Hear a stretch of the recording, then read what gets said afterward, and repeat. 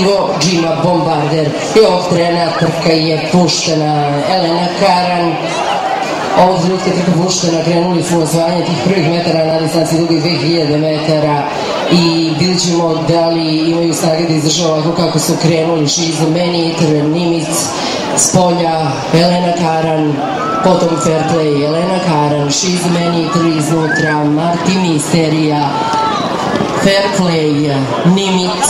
unutra, Motul unutra, Elena Karan na čelu trke. Elena Karan vodi ovu trku, She's a Man Eater na drugoj poziciji, Marti Misterija drži treću poziciju, na četvrtoj poziciji trenutno je Motul, ne, sada više nije, Fairplay je sada na trećoj poziciji, ipak Motul na trećoj poziciji, Elena Karan i dalje drži trku, krenula je She's a Man Eater sa druge pozicije, Marti Misterija na trećem mestu i dalje Elena Karan na čelu ove trke, She's a Man Eater na drugoj poziciji, Marti Misterija na trećoj poziciji, potom za njima Motul, pa Fairplay, pa Nimic i dalje Elena Karan, ali napada She's a Man Eater, She's a Man Eater i Živković napadaju Elena Karan, da li odoleva ovom napadu s polja, She's a Man Eater, iznutra Elena Karan i Đorđe Perović i Elena Karan, She's a Man Eater s polja, Marti Misterija iza njih, Marti Misterija i Goran Mišeković iza njih i daleko za njima svi ostali.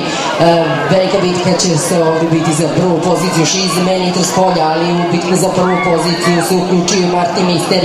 Misterija s polja, She's a Man Eater, potom Elena Karan koja je posustala, Marti Misterija, Goran Mešetović s polja, iznutra She's a Man Eater i Elena Karan, u pravcu smo dalje daleko otišao Marti Misterija, daleko s polja, She's a Man Eater, Marti Misterija, Elena Karan iznutra, Marti Misterija daleko s polja, Elena Karan uz barijeru, She's a Man Eater po sredini, Marti Misterija daleko s polja, Marti Misterija i